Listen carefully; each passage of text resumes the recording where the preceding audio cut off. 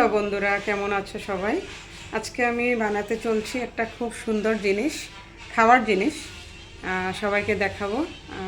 তোমরা সবাই খাও এই জিনিসটা। চলো দেখাচ্ছি রান্নাঘরে গিয়ে, ঠিক আছে?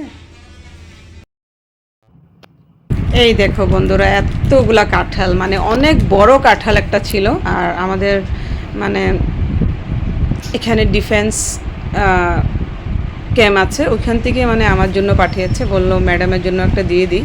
তা অনেক বড় একটা কাঁঠাল পাঠিয়েছে আমার ঘরে। দেখো কাঁঠালগুলো সব খুলে নিয়েছি, আর কাঁঠাল দিয়ে মুড়ি দিয়ে খেতেও ভালো লাগে। তো ওইভাবে কাঁঠালগুলো আমি প্রথমে মিক্সার গ্রাইন্ডারে পেস্ট করে নিয়েছি। তারপর এটাতে মিলিয়েছি আমি ময়দা, সুজি আর চালের গুঁড়ো একটু করকরা হওয়ার জন্য।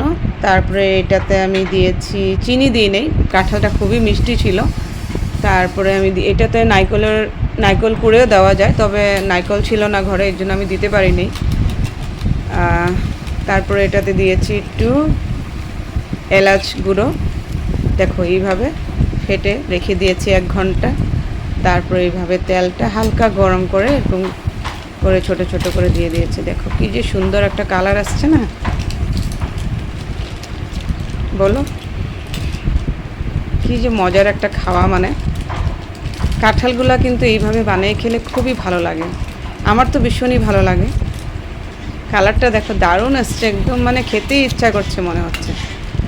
দেখো এইভাবে আমি বানিয়েছি, পুরো একটা গামলা ভর্তি করে আমি কাঁঠাল বড়া বানিয়েছি। এটা হলো কাঁঠাল বড়া, দেখেছো তো কি সুন্দর হয়েছে কালারটা। তো এইভাবে ট্রাই করবে, আর ভালো লাগলে আমাকে নিশ্চয়ই জানাবে কেমন। বলছিলাম না, দেখো কি মজাদার একটা খাওয়া। তো কাঁঠালগুলো দিয়ে এইভাবে কাঁঠালগুলো খুলে নিয়েছি, তারপর এটাকে মিক্সার গ্রাইন্ডারে আমি পেস্ট করে নিয়েছি, তারপর বানালাম। একদম চার সাথে খেতে দারুণ মজা লাগবে। তো আমার বানানোটা যদি ভালো লাগে তাহলে নিশ্চয়ই ট্রাই করো আর আমাকে জানাবে।